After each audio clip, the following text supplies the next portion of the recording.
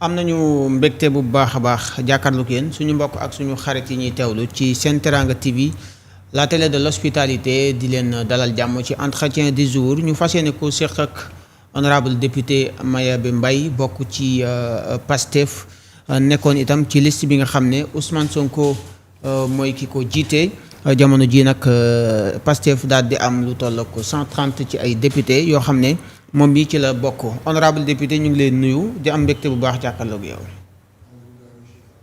bismillahi rahmaani rahim wasalaatu wasalaam ala rasulillah ñu ngi lay fay.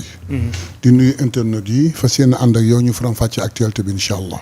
incha allah rabbi dana bokk ci actualité boobule li nga xam ne mooy ndaje mi ngeen doon amal ak yéen ci seen biir ci ñi nga xam ne ñooy fas yéene dem ci 15e législature bi la foofu la ci Saly di ab lël boo xam ne Pastef doon na ko amal ngir rek daal di gën a tàggat ak renforcer maanaam gën a yokku doole ak xerañte ay député ngir rek bu ñu demee ci assemblée ba ngir ñu mën faa taxawu aw askan waaye itam taxawu fa lépp loo xam ne dafa yitteel askan bi danañ ci bàyyeekoo daal di waxtaane lépp lu aju ci ndaje moomule discours Ousmane Sonko li mu soxla ci ñoom ak ban taxawaay lañ war a amee ban assemblée itam la ñuy xaar ci Pastef googu leen nga xam ne ñoom moomay majorité ba dinañ waxtaan itam ci lu jëm ci prix gerte gi nga xam ne nguur gi jëlee na ko ci 280 ya mu nekkoon yóbbu ko ci 305 francs yokk na ca juróomi dërëm yoo xam ne baykat yëpp ñu ngi koy daal di rafetlu bu baax a baax jàpp ne daal jéego bu am solo la ci nguur goo xam ne dafagul at ci ab mandat mu daal di def jéego bi ni mel ñu ngi séntuwaat ci moom leneen lu ko daal di gën dinañ waxtaan itam ci mbirum yoon mbirum Jérôme Bandiaky ak yeneen yëf yoo xam ne mu ngi ciy feeñ waxtaan itam ci mbirum Cheikh Thiam mi nga xam ne daanaka dafa def li ñu tuddee dérapage la ko nit ñi di tuddee ndax dafa daal di soulever ne boo moytul ñu ngi jëm ci jamono joo xam ne ay tentative d'assassinat mën na fee am mu jëm rek ci ay personnes yoo xam ne mën nañ koo jox ay nit wala ay snipers yoo xam ne dañuy téye ay fetal di ko jëmale ci ñenn ci ay homme politique moom Cheikh Thiam waxam joojule mu mel ni dafa toxal lay xew ci yeneen dëkk daal di koy indi Sénégal tax na ñu daal di koy woolu di ko toppee division de fausses nouvelles ak yee ca aju Moustapha Diakhaté itam ëllëg lañ ko war a jugé kàddoom yi mu yëkkati ba tax mu yóbbee ko mandat de dépôt ñu yóbbu ko ca flagrant délit loolu lépp nañ ci daal di ñëw ak itam génn ko taskatu xibaar bi nga xam ne moo di Babacar Fall li ñu koy gis muy dal ci kaw nguur gi fi nekk ñu bari jàpp ne lu yees la waaye ñeneen ñi itam ne nekkut lu yees ndaxte moom yàgg nay def chronique yi ni mel di dal ci nguur yi fi nekk yëpp loolu mooy li nga xam ne mooy quintessence waxtaan bi ak yeneen yoo xam ne bu ñu dabee ci jotaay bi ñu waxtaane ko donc honorable fi ñuy njëkk rek mooy lël bi ngeen doon amal ca Saly jubluwaayu lël bi bëggoon naa nga ñëw ci li nga xam ne mooy dëgg-dëgg njariñu boobu daje ngeen doon amal. waaw xam nga ñun nous prenons la rupture c'est ce que nous avons dit. donc bi ñu defaree liste nationale def liste proportionnelle non def liste département yi dem def campagne askan bi jox nu 130 députés. Alors que les affaires sont pressées le président Ousmane Sonko wax ak le secrétaire général du parti ni que bépp député bu nu am. parce que des 130 xëy na 26 ñoo ci mas a nekk député donc jël leen ngeen mettre leen en condition pour que buñ leen woowee suba rek au premier jour qu'ils soient aptes à répondre de leurs responsabilités. C'est pourquoi ils nous ont trouvé 6 experts qui nous ont parlé dans 6 domaines yoo xam ni tout a été clair ba au point où bi ñu fa génnee ñëw tey man mi toog fii ci yow suñ ma owoon suba assemblée nationale. xam naa fu may commencer xam naa fu may dem. donc loolu moo doon objectif bi. et ça c'est le premier palier de la formation. cette formation suivie lay doon incha allah yeneen daf ciy topp. dafa am yeneen yuy ñëwaat. incha allah mais première bi moom dañ leen doon wax assemblée. lan mooy assemblée nationale nu mu bindoo naka lañ fay doxee naka lañ fay comporté woo. deuxièmement wax nu si nga xam ne ci wàllu liggéey lan mooy composition bureau assemblée lan mooy rôle am président de commission yi le président de groupe parlementaire. ainsi de suite expliquer nu yëpp ba la représentation nationale au niveau international yooyu yëpp expliquer nu ko ñu comprendre ko wax nu laa des finances naka lañ koy tëggee naka lay jaare fu muy dem au budget et tout ba ñëpp xam am ci une grande notion léegi nag on est prêt pour y aller. loolu bu ñu ko gisee dafa mel ni kon dañ ciy déggee ne Pastef dañu pare pour nekk ay député yoo xam ne dana wuuteeg li fi doon jaar parce que ñu ngi tuumaal ne Cheikh Bara nee na dafay nekk député wu Ousmane Sonko li fi nekkoon du fi jóge kon yéen dafa mel ni da ngeen a pare pour faxas loolu yëpp fas yéene nekk député askan bi. xam nga Ousmane dafa wax sax ci discours de clôture am wax na ci ba wax ni man Ousmane su ma xawee jalgati li nga xam ne mooy sunu yoon sax. xëccaat leen ma ci biir mbaa ngeen bàyyi ma fa ne une rupture totale dañu bëgg assemblée bi nekk assemblée bu Sénégal mosuta am ça c'est un man ci sama bopp ci sama waxu bopp. ma wax ni war nañu fexe ba dans la première année dans la première session ñu doxale ci noo xam ni le peuple qui avait divorcé avec l'Assemblée nationale mu remarié wu ak moom te fidèle ci bu jëkk dans la dernière législature la 14e bu su plénière nit ñi dañ daan toog seen kanamu télé di xool lan moo war a xew tey. ndax urne yi dañ koy këpp ndax xuloo dafay fekk ñan ñooy ponante kan mooy mbëkk kan mooy dóor kan diw lu mu nar a wax diw lu mu nar a tonto diw loolu moo doon passion bi. les gens regardaient pour savoir lu fay xew tey. ñun nag suñu bos dañu bëgg bala muy première session bi di jeex bala première kii bi di jeex nit ñi bu ñu toogatee télévision mooy ñii tey lan lañ ma fay waxal nit ñi tey lan lañ ma fay jëfal gis-gis yi changé lépp changé ñu xam ni nag bien que nag le dernier choix a appartenu à Ousmane Sonko qui a fait notre choix sur nous ñu lui en remercions le peuple qui nous a élus mais néanmoins nous sommes loin d'être un député de Ousmane Sonko du président Diomaye Faye encore moins du parti nous sommes un député du peuple te incha allah noonu la ñuy doxalee Cheikh Bara nag les gens lui prêtent une chose bu mu wax waxin la xam nga wax da nga koy jël ci boo ko dindee ci contexte am rek. ci contexte am rek dootu la jox la mu war la ko kooku doon waxee ak nam ko tontoo daf ko tontoo foofu la ci yam mais Cheikh Bara sera le premier député du peuple. moom sax dafa ni député bi Ousmane Sonko bëgg ma doon ko lay doon. acca Ousmane Sonko xam ban député lañu wax ñu doon ko. qu'on soit les députés du peuple qu'on soit de très bons et dignes représentants du peuple kon kay Cheikh Bara li mu wax leer na. donc ñu mën a xaar itam ay projet de loi yoo xam ne yéen di ngeen ko proposer ñu bari jàpp ne xëy na dana nekk lu mën a dimbali askan bi yooyu bu ñu ko dee wax tey yan façon projet de loi ngeen di njëkk a jiital bu ñu ko doon laaj. non projet de loi yi nga xam ni moom la peuple bi jonkan di xaar ñaar ñooñu amuñu naatangoo mooy la mise en place de la haute cour de justice. ak le dégagement total de la loi d'amnistie.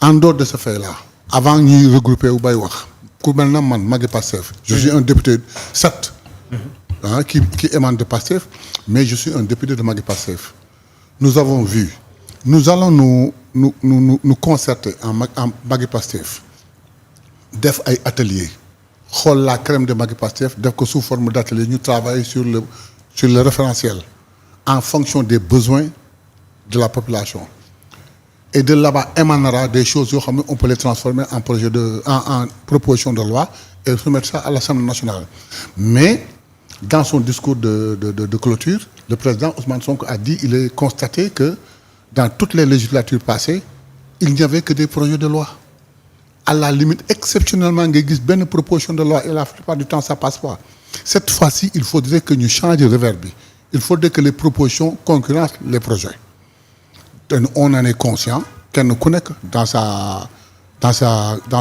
son côté va tout faire les propositions de loi vont pleuver inchallah. donc nañ jàpp ne kon loi amnistie bi day tëb.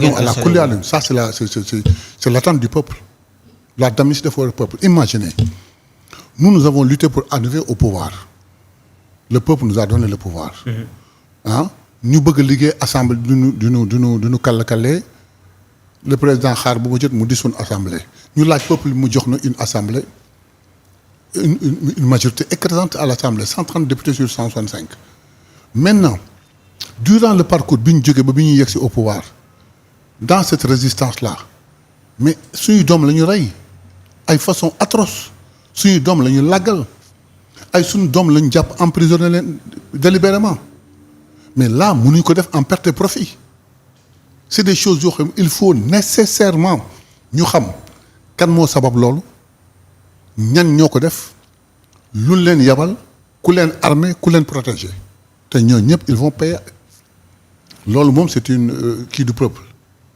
Deuxièmement dëkk bi on a dit que ni on a trouvé un pays en ruine séddoo nañ dëkk bi lakk nañu alal réew mi tey rek lu ne yaa ngi koy dégg donc li ñu digaloon réew mi ni leen suñu ñëwee képp koo xam ne sex nga loo moomul di nga ko yàbbi donc loolu mënoo ko def te tegoo haute cour de justice parce que la majeure partie yi nga xam ne dañ tibbee ñaar loxo sex yëpp soit c'est des ministres soit ils ont occupé de haut kii yoo xam ni haute cour de justice kese moo leen mën a juger. Donc ñaari kii yooyu moom c'est une attente totale du peuple. Il faudrait qu'on s'y mette rapidement. Mais beneen attente bi aussi même bu fekkee du askan bi yëpp koy wax mais bari na ay politiciens yu koy wax ci campagne bi muy loi bi criminaliser mbirum homosexualité wala yéen foofu moom da ngeen cee bëgg a dox ak prudence wala da ngeen di ñëw rek attaquer ko aussi. Bon xam nga sur ce point-là. C'est un discours boo xam ne dafa glisser dans la campagne électorale. Oui. Il faut analyser lan moo ko fa indi. Parce que dans la campagne électorale, il y avait beaucoup de candidats. Il y avait un candidat qui avait un programme. Diviser le Sénégal en pôles, dem toog pôles yi, diagnostiquer seen problème, wax leen les solutions et consorts. Bi ñu demee ba mi-campagne, ils se sont rendus compte que les gens l'écoutaient mieux que les autres. Et ces gens-là ont voulu le détourner de ses objectifs. Ñu dugal ce débat-là. Je dis que c'est pas une priorité. C'est une chose bonne, mais pas une priorité. Sénégal lekk naan faju am courant bu moins cher am ndox bu moins cher ah seen doom yi jàng loolu mooy priorité mais après nag il va falloir protéger nos enfants donc loolu il faudrait que ñu stopper que mais c'est pas une priorité mais pour revenir plus loin ñun la ñu waxoon mosuñu wax le contraire. Deuxièmement c'est ce qui parle aujourd'hui de cette affaire-là affaire borom ñaari tur yi. Mais suñu jiit ñun le président Ousmane Sonko waxul non seulement signé na charte bi mais keroog bi sàmm jikko yi. keroog bi ñuy wootee place Obélisque kan ci ñoom moo fa dem il ñàkk Ousmane Sonko moo fa dem wane jëmmam àddina bi yëpp di ko gis ba ñoom dans le discours ñuy wax ni booba candidature sax déclaré guñ ko ñuy wax ni en tout cas pour les élections présidentielles nan jàppale ki nga xam ne il a osé venir. ñoom ñëpp ñu tàgg ko booba ñoom fu ñu nekkoon mais tey pour des raisons politiques ñu bëgg fi indi un débat boo xam ça n'a pas sa raison d'être. Incha allah dinañ ci def avec la prudence qui sied. Ensuite ce n'est pas parce que on parle de criminalisation rek da ngay tëb rek gëm criminaliser non il faut nga xool charte yi fi nga koy jàllale ci normes yi nga koy teg waxtaan ko étudier ko mais kooku un député n'importe quel député de Pastef pour faire une proposition de loi en ce sens. Donc ça ne pose aucun problème. mi ngi suñu xel bàyyi nañ ko mais am nañu ay priorité. Mais loolu est-ce que jar na di sonn parce que code pénal daf ko tëj condamné déjà wala loolu doyul ci ñu ne góor jigéen kat amul doole fii ci Sénégal. waaw xam nga code pénal dafa am nu mu ko waxee mais c'est pas très clair. leerul quoi wala s'il le faut même si c'est pas criminalisé ñu defee ko noo xam ni personne n'osera le faire parce que man sama point de vue propre laa wax. Le président Ousmane Sonko, lors d'une sortie, a dit que c'est toléré au Sénégal. Les gens en ont fait un très grand débat. Et pourquoi? Moi, je suis Saint-Louisien, je suis né et j'ai grandi à Saint-Louis, j'ai 68 ans. Mais à Saint-Louis, on les croisait comme ça. On les rencontrait partout dans la rue.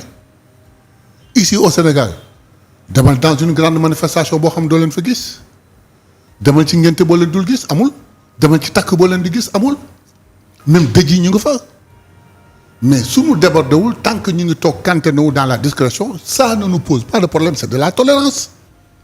Maintenant, ce que l'on ne peut pas tolérer, moi, quand toujours voulu copier ce qui se passe en Europe, à savoir aller plus loin, vouloir se marier, vouloir organiser des fêtes et influencer nos enfants, aller jusqu'à faire des incursions dans des films ou quelque chose comme ça pour désorienter nos enfants. Et là, nous avons dit, attendez, trop, c'est trop. Il faut les remettre à la place. C'est pourquoi les gens ont frappé sévèrement pour criminaliser. Mais il faut le faire avec conscience. Il faut très bien étudier cette chose. Une fois que c'est fait, n'importe qui peut faire une proposition de loi et ça passe. Mais li tax gars yi di ragal foofu ñu bari dañoo jàpp ne puissance su àdduna bi ci ñoom la aju te comme Ousmane Sonko ak président Diomaye dañuy woote li ñuy tuddee souveraineté. Est-ce que ça ne sera pas compliqué ci ñoom ñu xëy rek dagg la fa xew ne nañu criminaliser mbirum homosexualité est-ce que du metti ci seen ni ñu war a gouverner. mais xoolal le discours du président de la République aux Nations Unies. Ouais. mais jox na tempo bi. Ouais. Arrêtez de nous imposer vos habitudes. Vos cultures. Ouais. ñun su doon am suñu culture on s'en tient à ça. mën nañu ko interpréter léegi moom loolu du fi am te pour mu am ci il faut ñu bloquer ko ce qui dit que ñiy wax il ne parle que dans un cadre purement politique il n'y croit même pas mais nous y croyons mais nous mettons en avant d'abord nos priorités la priorité l'attente de la population lekk naan faju jàngal say doom dox say dox am sécurité loolu mooy priorité bi ce n'est qu'après nag on passera à ces choses-là. Une fois que ngeen installé haute cour de justice tëbal loi amnistie bi lan moo ciy topp ay toppe wala ban yoon la ñuy nar a jox nag loolu du ñu ñoo koy wax quand on mettra en place la haute cour de justice autonomie am na ñu mettre ko en place rek ils commencent leur boulot la loi d'amnistie bu ñu ko tëbalee certains dossiers vont revenir sur la table des juges et libre à eux de dem parce que ñun duñ ci ingéré wu ñun on leur donnera simplement les moyens ou la possibilité de réouvrir les dossiers et de les suivre mais nag quant à def leen ni honnêtement ça ne nous regarde pas. Présidence bu Assemblée nationale wala ñu génn foofu doon nañ ci joxoñ Ousmane Sonko naan na ñëw toog ci hémicycle bi yére perchoir bi mujj na may dégg Ayib Daffé est-ce que c'est confirmé que ni Ayib Daffé la ñu jël en tant que président Assemblée. Rien n'est confirmé on n'en a même pas discuté. waxtaanoo leen ci. Ensuite tu sais nous avons la chance d'avoir un président très réfléchi très pondéré ñu koy déglu avec toute notre confiance nous allons appliquer strictement ses instructions daf ñu bett bu rafet ci présidentielle yi alors que dans tous les plateaux on criait haut et fort nous n'avons qu'un candidat amuñu plan B amuñu plan C notre plan de A à Z prime c'était Ousmane Sonko lui conscient mu toog këram réfléchi durant d'ailleurs ñu ne à quelque chose malheur est bon durant bi ñu ko barricadé ils lui ont permis de réfléchir et il a réfléchi à toutes les éventualités ba tax mu fente leen génne 6 gars ñu dem wuti parrainage parmi les 6 mu nëbb ci kenn dem à la dernière minute mu génne ni Diomaye et Diomaye est passé président de la République même ñun daf ñu bett tey aujourd'hui est-ce qu'il n'a pas réfléchi très longtemps même avant même la confection des listes est-ce qu'il n'a pas réfléchi et il garde son président si ce n'est lui il ferait un excellent président de l'Assemblée nationale. moom Ousmane Sonko. waaye il ferait un excellent mais man sur mon point de vue personnel. Et ça c'est pas le parti qui parle c'est Maya bi qui parle. il tient les rênes du projet. Il dirige l'exécutif. Qui déroule et qui exécute le projet. bu doon sama sogo ensuite le poste qu'il occupe lui permet de conserver sa complicité avec le président de la République. Ce qui est une bonne chose pour le pays. mais bu doon sama sogo foofu lay toog mais bu nekkoon président Assemblée nationale vu la séparation des pouvoirs dana tax jege bi xaw a indi soreyantoo tuuti te loolu je ne le souhaite pas. C'est pourquoi je souhaiterais vraiment que mu toog à la primature c'est mon souhait ce n'est qu'un simple souhait. mu toog primature. waaw mu toog primature mais s'il donnait instruction suba qu'il va être président de l'Assemblée nationale je vais applaudir des 4 mains. pour mu toog ci ensemble. su ko décidé ba ni da koy def rek c'est bien réfléchi pour lui et là nous allons l'appuyer totalement. D'accord beneen bi mooy loi de finances pour budget 2025 lan ngeen ci waxtaanee ci séminaire ba wala jot leen ko évoquer. si waxtaan nañu toutes les possibilités qu'il faut pour aller voter cette loi des finances rapidement avant le 31 décembre on en a parlé. En usant 3 possibilités qu'on va exploiter une fois que l'Assemblée est mise en place.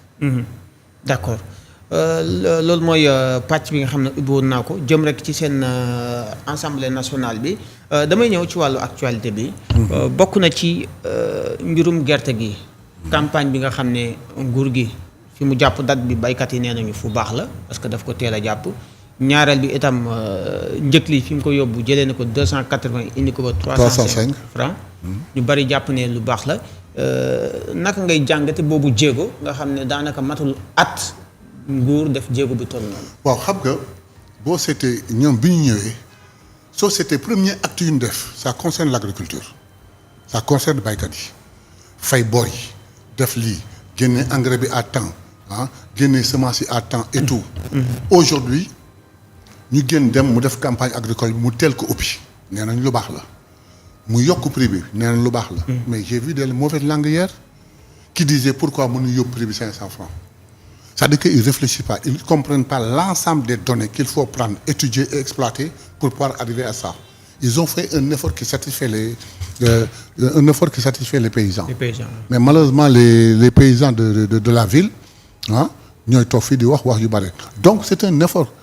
déggoo moo la muy l'exécutif comme le législatif sunu objectif ñun Pastef mooy être au service du peuple te tey li gën a jege li gën a yelloo mooy paysans ñoo toll seen ay parce que ñu ngi toll ci campagne agricole donc il fallait que ñu dem alhamdulilah ils ont aimé mais ëllëg on va s'occuper d'autres choses et d'autres choses en fonction des priorités noonu la ko bëggee je les félicite je les remercie vraiment et wax leen ni leen ñu ngi leen di déglu leen di xool ñu ngi ñuy wax ñun futur député que bu ñu wàcc lu ñu décidé mais ñoom dañ ni bala ngay digle sangu da ngay set donc si le président du parti voire le premier ministre et le président de la République di digal ses collègues wala ses collègues de parti yéen a ngi dem assemblée mais bu leen ci ñaaw bu leen ci def lii def nii te ñoom lii seen responsabilité au sein de l'exécutif ñu koy doxal normalement ñun dañuy gis ni kon ñoom ñu ngi digle sangu mais set nañu ba pare donc à nous de tout faire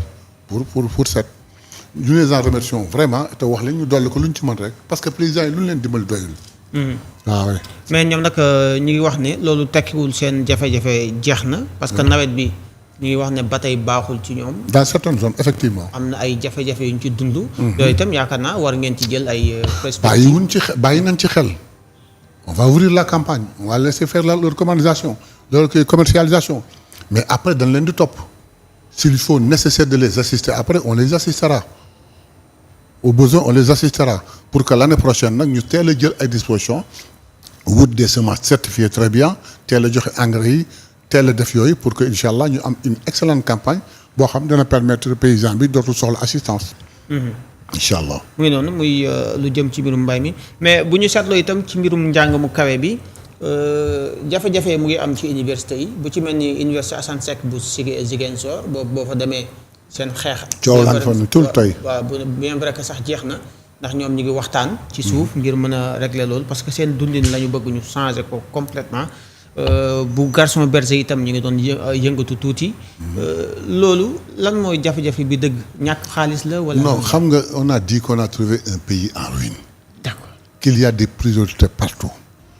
te bu fekkoon ni beneen type de la population mooy réagir noonu da ngay comprendre mais c'est les intellectuels c'est les futurs dirigeants du pays ils comprennent que nous n'avons fait que 9 mois ici fekk fii une situation financière catastrophique donc dañuy naxante il faudrait que ñu mette en place notre propre budget un budget réel qui n'est pas fictif un budget boo xam ne les chiffres ne sont pas truqués pour pouvoir subvenir à certains besoins ñu ngi mujjee waxtaan mën nañu ko jiite mën nañu jiite waxtaan bi alhamdulilah je demande aux autorités étatiques yi nga xam ne ñu ngi dans le dialogue que lu mu metti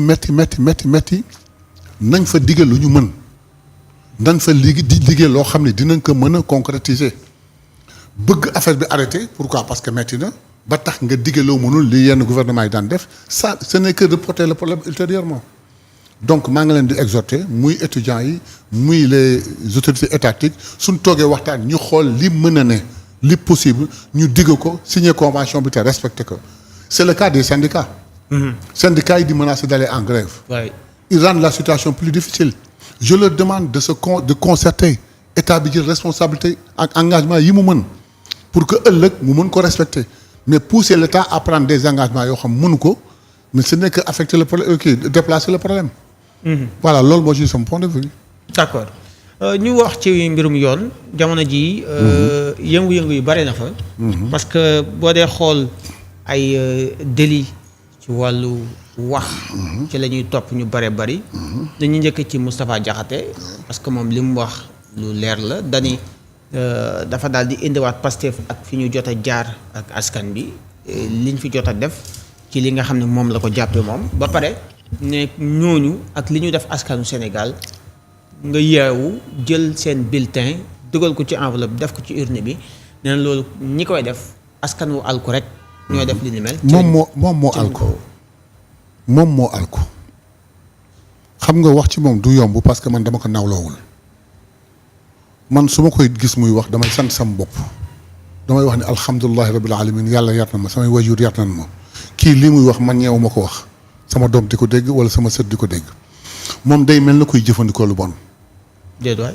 waaw non daf koy nuru parce que kilifa magum jëm boo xam ne heure boo tegee ñu tegal la kii rek nga wax loo xam ne ñëpp a dal te gémmiñ waaye nag mënutul wax lu gën a rëy la mu waxoon ci yonent bi sallallahu alayhi wa sallam mënuma ci dellu lu gën a rëy loolu mënu ko wax. ensuite moom bi muy falu di nekk député di nekk président groupe parlementaire askan bi ko fal xanaa askan boobu alcool woor parce que moom moo falu tey askan bi jéppi na leen yàq nañu réew mi rey nañu suñu doom làggal nañu suñu doom tëj nañu suñu doom alkan bi jéppi leen dàq leen fal un jeune président qui est très dynamique bu set wecc bu loxoom set wecc te moom bul fàtte ne à l'Assemblée nationale ñu ngi koy jiiñ alal ju mu luubal.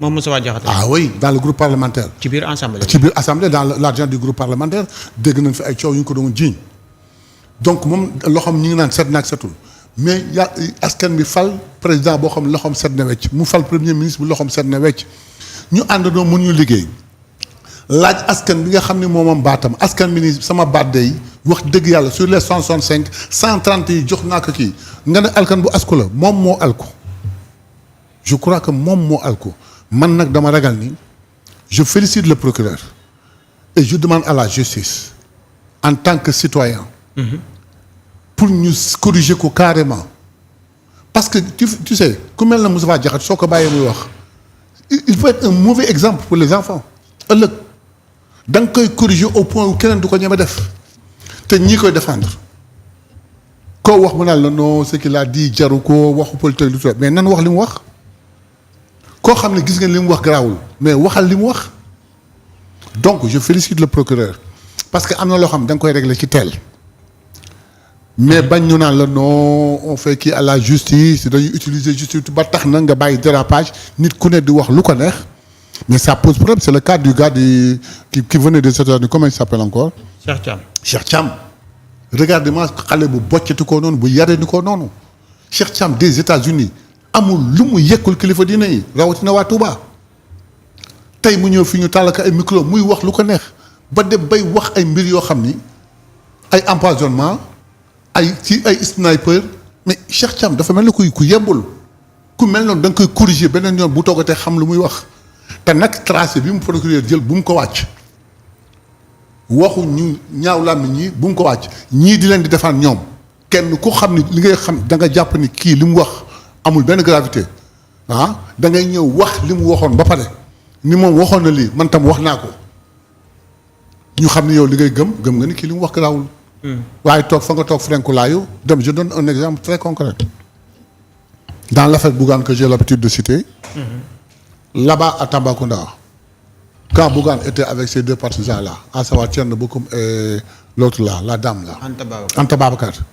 Au moment où Bougane avance son véhicule dem jëm ci alkaati yi di wax ak ñoom ñee ñaar ñi ngoon ci ginnaaw pourtant pourquoi lu tax defuñu autant Bougane forcé def premier délit bi mu yeggee deuxième barrage bi mu wàccee dox tànkam ñoom tam nañu wàcc dox seen tànk mais dañ ko dand 20 mètres Bougane ñëw def li muy def ñu jàpp ko arrêté ko yóbbu ñoom ñu wàññee ko dem ñibbi pour dire que non Bougane li mu def dara garaaw ci bu fekkoon Bougane li mu def garaawul et à l'instant ba mu koy def lu tax ñëwoon defandoo ko ak moom donc noonu laa bëgg expliquer nit ñi ni affaire bi dafa leer képp ku leen di défendre da ngay wax li ñu waxoon.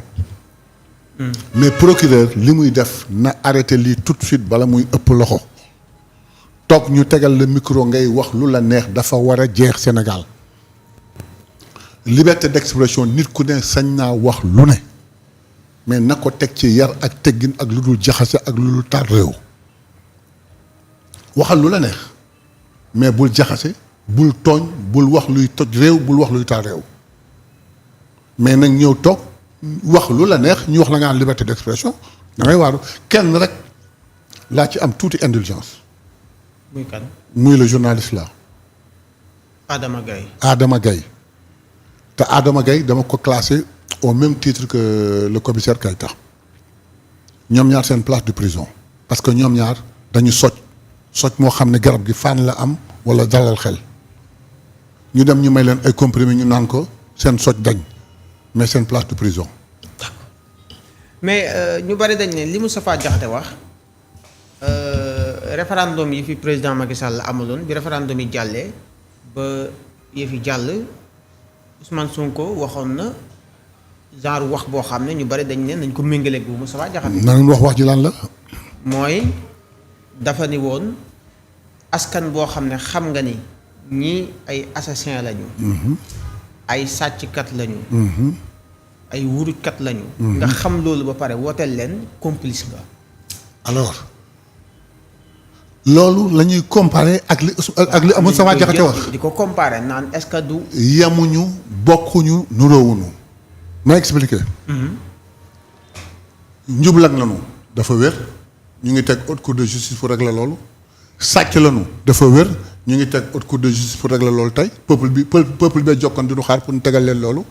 donc la mu wax dëgg la kon njublang nañu sàcc nañu askan bu ko xam wala boog askan bi xamagu ko woon da koy soo koy xam askan boobu ko xam ba pare defal leen li ñu bëgg complice nga yaa ngi ñoo mayam loolu la wax xasul saagawul mais kii dafa ne askan kii nga xam ni d'abord mu accusé ne Ousmane Sonko c'est lui qui a fait tuer les enfants c'est une première accusation deuxièmement askan bi jóg dem vote ji élire un parti ou une liste à 130 députés sur 165 nga ne leen askan bu torox rek koy def mooy askan bi yëpp doon torox mooy Sénégal maanaam la majorité des Sénégalais doon torox ñu bëgg ko comparer ak wax ji yamuñu bokkuñu niroowuñu mais moom moo torox moom mi dem ba xamatul lu muy wax dama ragal nag moom day jëfandikoo lu bon parce que yenn wax yi di persister suba li nga wax tey bu jaaxale nit ñi bañ jàpp seen gémmiñ suba nga wax lu ko raw genre yooyu rek ñoo koy def. da nga jàpp ni kon dafa am lu muy laal. luy tax dama ko ragal. du li dama ragal ni dafa am lu muy def. parce que man sama bopp laa koy seete gis nga sa jotaay bii tey. su ma fi waxoon lu te Sénégal yëpp dar seen gémmiñ ma dégg ci réseaux sociaux yi wala dégg ci journaux yi dégg partout ñëpp dar seen gémmiñ ndax sama kàddu ëllëg bis bu ñu dajawaatee su may waxante yoon naa seet lu may wax. noonu laa ko jàppee ba tax na nag moom heure bu ñëwee wax lu raw la ma waxoon ma ragal ni rek xëy na dafa am lu mu àndal wala lu ko topp. est-ce que jàppoon itam li mu analyser jaaru Pastef gis ne ay taal lakk fii yàq fii yooyu la jël boole ko ne ñii kenn waru leen a jox am réew bu leen ko joxee itam. il était au PDS moo ñu jiit ci lakk moo ñu jiit ci taal il était au PDS lakk ak taal ku ko xam Sénégal PDS la ko jàngal ma nga woon ci biir xanaa takk la tey la lakk ay xanaa tey la taal ay ensuite moom ak njàngam du analyser une situation du analyser ay conséquences na analyser causes yi kan moo doon taal kan moo doon lakk le peuple ce n'est pas Pastef c'est le peuple Sénégal parce que Pastef tollul noonu Pastef et ses sympathisants boole leen tollul noonu c'est le peuple qui est sorti frustré lu ko indi parce que seen espoir lañ jàpp noot ko bëgg a sagal pexe te loolu yëpp si moom la jógee moom moo jëkk demander à ce que ñu exclure Ousmane Sonko de la fonction publique ñu radier ko lépp te soo seetloo lu dal Ousmane Sonko moom prédire na ko ou bien suggéré na ko. waaw moom moo njëkk a wax su ma doon Macky Sall damay tas parti bi parti Pastef. ñi ci war a rey ñu rey leen ñi ci war a tëj ñu tëj leen ñi ci war a delloo seen kër ñu delloo leen seen kër moom moo ko wax.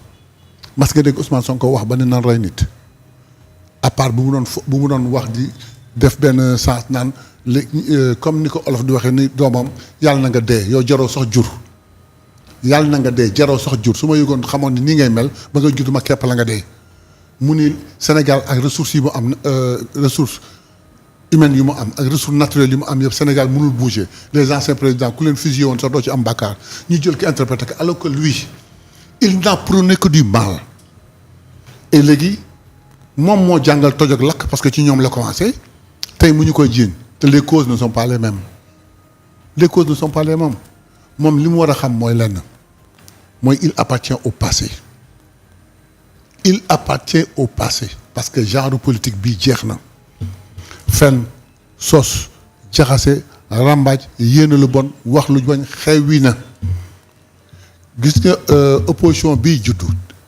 parmi l'opposition là les jeunes opposants là je veux parler ku ci convertirwul nga topp buggaan ci façongam ay tibb tànk ak yooyu da ngay perte opposition bi am suba xam nga ñan la te jàppal li ma la wax ça va bientôt éclore mooy les grands yi nga xam ne ñu ngi seen kër toog xam-xam ba fees del mais ragal politique ndax politique ni muy doxee tey gis nañ ni Ousmane Sonko dem na ba yóbbu mbir mi foo xam ni il fait un débat politique intellectuel ñooñu ñu ne sama champ ñëw na c'est le moment ou jamais soit de m'opposer en contradiction avec ces désirs ñu confronter wu xool et le meilleur en sort ou bien par des contributions li nga opposition boobu mooy judd ñoom ku ci convertirul tu vas aller à la retraite te moom ñi ci la bokk. da nga jàpp ne politique gu dàggasante wax ji xewi na dañ koy éradiquer. je te jure xewi na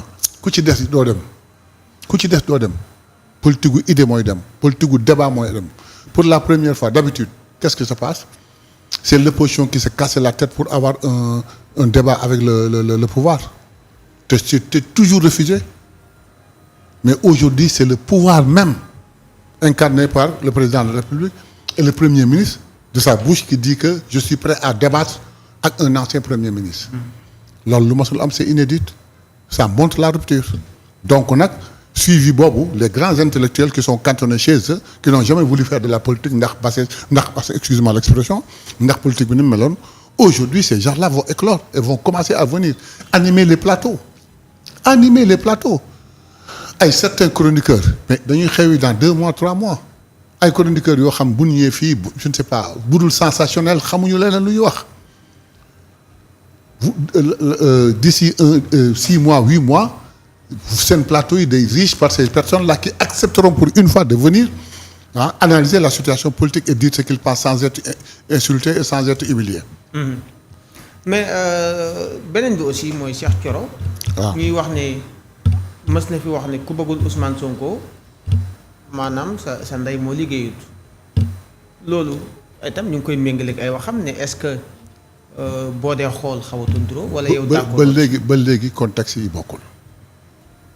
ba léegi ko man moom loolu la wax man moo wax ni Sénégal ku baax bëgg na Ousmane Sonko ku baax ci Sénégal bëgg na Ousmane Sonko lan ñaara lay baale soit nga sex loo xam ni bis boo jegee Ousmane Sonko ñu yàbbi loolu ko parce que say intérêt ngay sauvegarder soit nga ragal ndax kii bi fi nekkoon régime bi fi nekkoon parce que boo jegee Ousmane Sonko ñu sànk la mais au fond de toi Ousmane Sonko nga bëgg nga defee ni c'est ce qui nous a donné les 130 députés c'est les Pastefiens non c'est les Pastefiens plus les sympathisants de Pastef non mais c'est le peuple sénégalais c'est plus de 50 et quelques % du peuple attention dans l'analyse c'est que si on avait révisé les listes électorales au point où xale yëpp jot seen carte ñi majeur récemment jot seen inscrit te jot seen carte d'identité on franchit les 80%.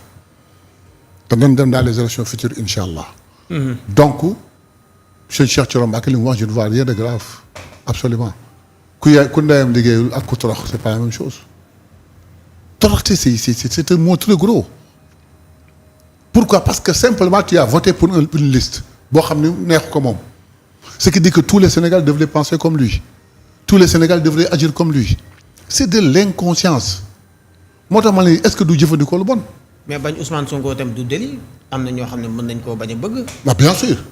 loolu tam. mais yonent bi sallallahu alayhi wa sallam amul unanimité yàlla ci boppam mi sàkk askan bi amul unanimité Ousmane Sonko mënul am unanimité man Mayabé parmi mes amis parmi mes connaissances je vais te raconter une anecdote un ami d'enfance avec qui j'ai passé ñoo defandoo ndar de primaire.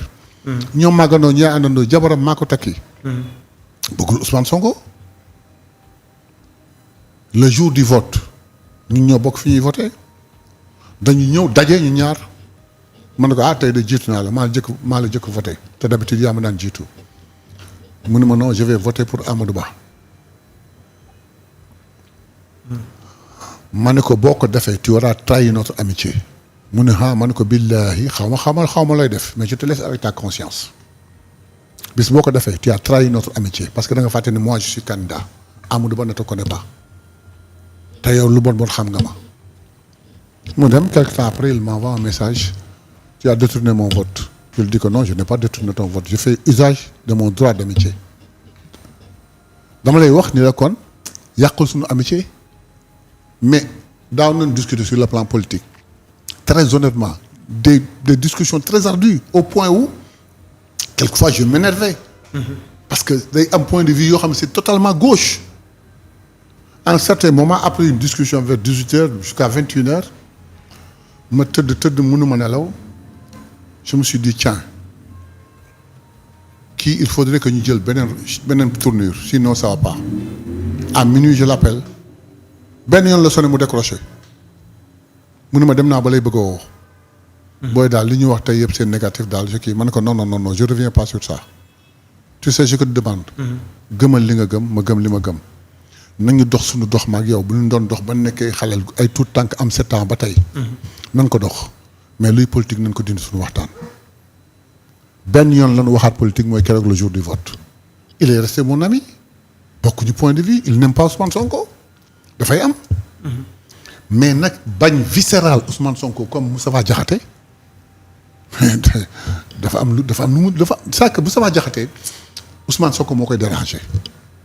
mais il va encore souffrir parce que il est encore là pour longtemps. parce que ñun dafa am lu ñu tax a jóg. mooy askan bi moo ñu tax a jóg.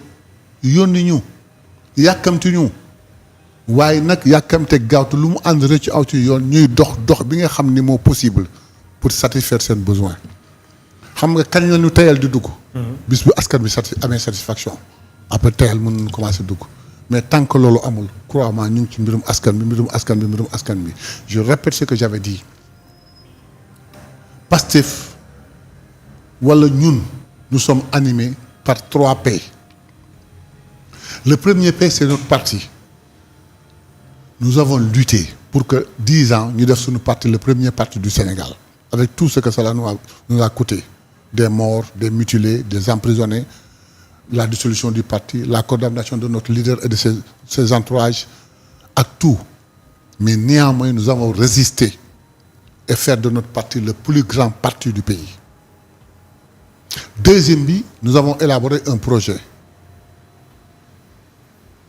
boobu ñu tëgg ko en référentiel soumettre ko le peuple nous a élus jox nu nguur gi donc suñu premier P suñu parti réussir nañ ko le projet le peuple l'a accepté ba jox nu nguur gi maintenant en voulant exercer une assemblée d'unisonal ñu dissoudre ko le peuple nous donne l'assemblée à une majorité écrasante mais il ne nous reste qu'un seul P sur notre souci c'est le peuple rien que le peuple exécutif yi ñu ngi def seen kéemtalaay kattan ñun législatif bu ñu ñëwee nous allons en faire autant les aider dans la limite du possible mais dans le cadre purement du référentiel et dans l'intérêt exclusif du peuple pour que incha allah balay 2029 peuple bi sentir ni wax dëgg yàlla je n'ai pas regretté de les avoir donné le pouvoir. Je n'ai pas regretté de leur avoir donné la majorité. Et je compte leur remettre encore le pouvoir. C'est notre objectif. comme ni ko baykat yi waxee ne ñoom am nañ satisfaction mais bu ñu génnee ci Moustapha Diakhaté comme yaa ngi wax léegi ne dafa xaw a am man ni ku xaw a bañ Ousmane Sonko te loolu beneen angle ngeen ko gisee. journaliste bi di Babacar Fall aussi bu RFM ñu bari ñu ngi koy dal ci réseaux sociaux yi naan dafa agressif de trop ak nguur gi fi nekk. alors que noonu la daan def ak président Macky Sall.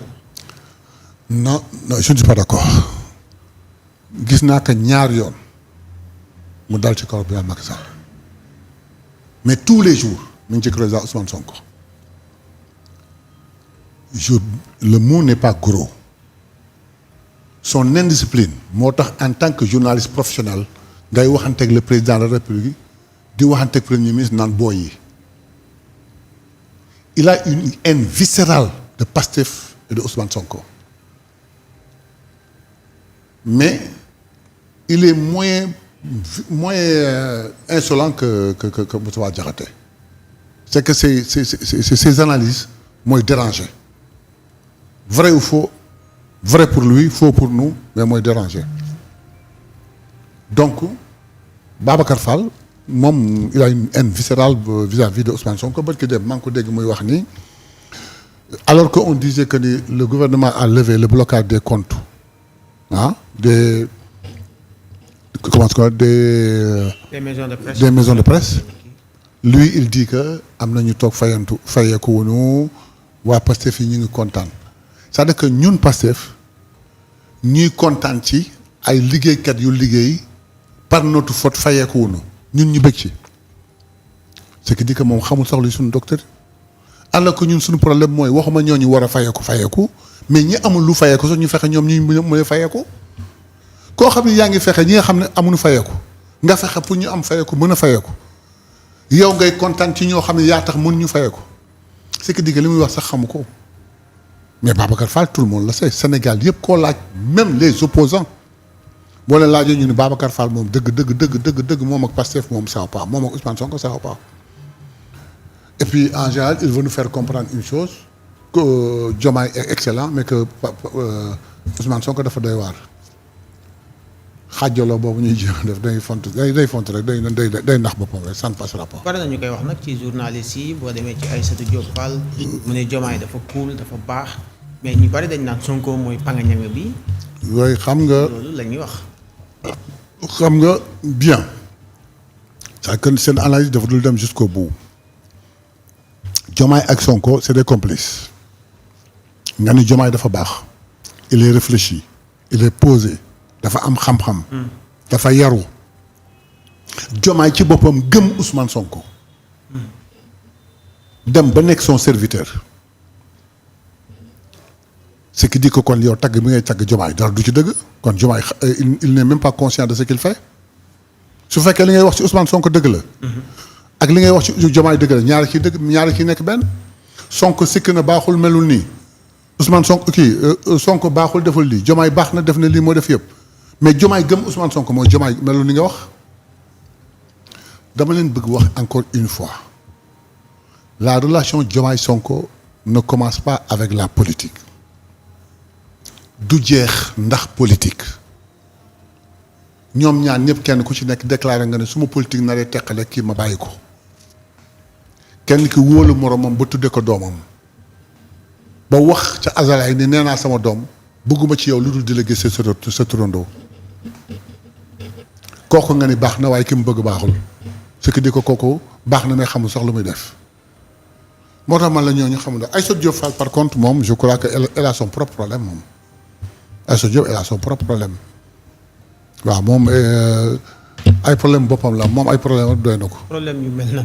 non c'est vrai que Aïssatou Diop Fall doo xam yow exactement looy analyser ci problème am Aïssatou Diop Fall dafa aigri elle est mécontente tous les jours amul luy satisfaire Aïssatou Diop Fall amul lu muy kontaan ci Aïssatou Diop Fall mais nag elle a raconté un jour que par hasard elle appelle un ministre woy kët gondi ko tuuti am lu dugg xëy na loolu yàqu peut-être moo ko jàpp peut-être que loolu yàqu moo ko jàpp peut-être je dis peut-être peut-être moo ko jàpp mais Aïssatou Diop Fall foo ko fekk day mer foo ko fekk day mer donc moom problème da koy bàyyi ak boppam moom moo ko def boppam xamul lan la nag. d'accord dañuy jeexal ak Jérôme Bandiaky ay dossier mu ngi enquête mu ngi wéy mais ay arrestation itam ñu ngi ko ciy dégg benn jegeñaale benn ancien ministre bëgguñu tudd tur bi. jàpp nañ ko fekk këram ay armes de détention waaw xam nga nag c'est un dossier pendant justice wax ci du neex. li ñu mën a constater rek mooy enquête bi mi ngi dox te loolu la dañu doon souhaité. xam nga Jérôme Bandiaky il est cité dans beaucoup de choses. Ensuite Jérôme Bandiaky ni mu jege woon pouvoir bi ak sañ-sañ yi mu amoon dafa bari.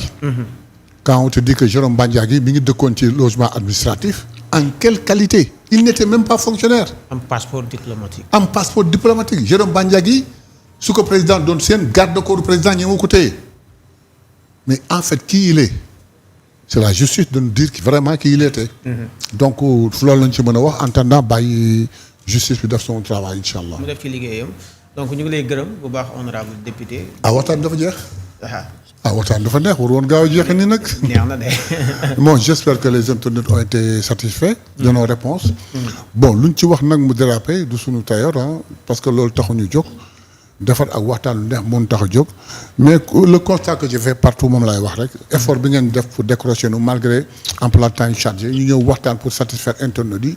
nañ leen delloo la balle en comment est-ce qu'on dit ça en s'abonnant en likant en commentant et consort comme ça au moins yéen tamit bu ëllëgee ngeen am doole pour mën a def.